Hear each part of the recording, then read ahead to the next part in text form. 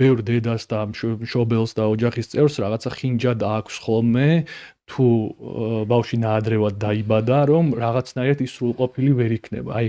ამაზეც ვსაუბრობდით ჩვენ ჩაწერამდე რამდენიმე დღით ადრე, რომ ეს სულაც არ არის ესე და სრულფასოვანი ცხოვრების მიღწევა თავისუფლად არის შესაძლებელი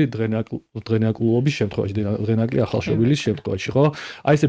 კონკრეტული მაგალითებით თუ შეგვიძლია ეს დავადასტუროთ, რომ ეს ნამდვილად ასეა. კი ბატონო, დიდი მადლობა ამ კითხვისთვის, იმიტომ რომ ნაადრევი ახალშობილი ნამდვილად სტიგმად ითვლება ჯერ კიდევ, თუმცა ამაზე მოგვიანებით ვისაუბრებ, ჩვენ ამ სტიგმასთან ესე ვთქვათ, შებრძოლება ხდება უკვე საერთაშორისო დონეზე, ხდება ინფორმაციის ბევრად, ანუ გაცილებით უფრო დიდი ინფორმაციის გავრცელება ხდება უკვე დღეს მსოფლიოში, რომ ეს აღარ იყოს სტიგმა, იმიტომ რომ როგორც კვლევებმა აჩვენა, ასევე ჩვენ თვითონ ჩვენვე ნეონატოლოგები ვუყურებთ ჩვენივე პაციენტებს, რომლებიც იყვნენ 24 კვირას დაბადებული, 25 კვირაზე, იგივე 23 კვირას დაბადებული, რომლებსაც ჩვენ კლინიკიდან ვწერთ აბსოლუტურად ნორმალური კოგნიტური და მოტორული განვითარების პაციენტებს და ამ პაციენტებს ჩვენ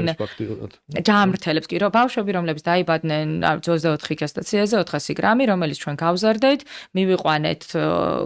ჩვენთან გაწერის კრიტერიუმი 35+0 გესტაციური ასაკი და 2 კილო ახალშობილი, ხდება ამ ბავშვების შეფასება, კოგნიტური, მოტორული და ასე შემდეგ იმ ასაკში რას უნდა ასრულებდეს, ასე ვთქვათ, რეფლექსია არის თუ ქცევა არის თუ ასე შემდეგ და ამ ბავშვების გაწერა კლინიკაში, თუმცა მე ყველა ნეონატოლოგიურ კლინიკაში ხდება ამ პაციენტების თვალყურის დევნება 2 წლის ასაკამდე. ანუ არსებობს ესეთი ისევ ინგლისური ტერმინია, მაგრამ follow-up-ი, რომელიც გულისხმობს, რომ ეს პაციენტები მოდიან ჩვენთან 6 თვის ასაკში, 1 წლის ასაკში, 2 წლის ასაკში და მათ ჩვენ მონიტორინგი ხდება კი ბატონო, შემდგომი განვითარების მონიტორინგი. Რა თქმა უნდა, პედიატრი უფრო ხშირად, ანუ კიდევ უფრო ხშირად არის ჩართული, თუმცა პედიატრთან ერთად პარალელურად ჩვენც ჩართულები ვარ და ანუ ეს ჩემი გამოცდილება ცოტა არა ესეთი ტერმინი არის, არა აკადემიური და ამიტომ ვიტყვი, რომ მტკიცებულებებზე დამტკიცებით შემიძლია ვთქვა, რომ ამ მტკიცებულებებმა და კვლევებმა აჩვენა, რომ ესეთი ნაადრევი ახალშობილების გამოსავალი ძალიან კარგი არის და კონკრეტული მაგალითი არის, თუნდაც იგივე,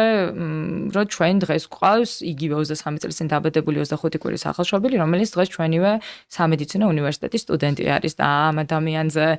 კარგი კონკრეტული მაგალითი ალბათ არსებობს და ბევრი ესეთი მაგალითი გვყავს ჩვენ, როდესაც იგივე ჩვენს კლინიკაში, ალბათ საქართველოშიც მოყავთ მე მშობლებს 12 წლის ასაკში, 14 წლის ასაკში და მშობლებს თვითონ რო ბედნიერები არიან, ჩვენც ამ ბედნიერებას გვიზიარებენ თუ როგორ კარგად განვითარდა მათი შვილი, სად სწავლობს, რომელ სკოლაშია, გიმნაზიას ამთავრებს თუ სხვა სკოლას ამთავრებს და ასე შემდეგ.